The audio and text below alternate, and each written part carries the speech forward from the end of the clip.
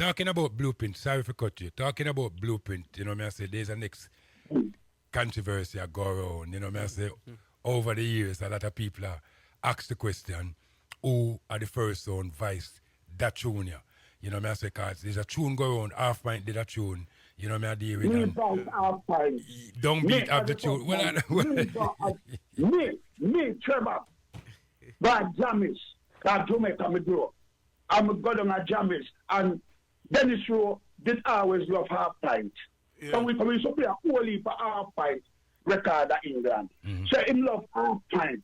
So in them days, round the sound there was a friendly sound. So man used to make annex, gold annex with the name on it. And every one of the DJs select have an annex representing them name and Saxon on it. Yeah? And he make one and he said, give half pint this when you go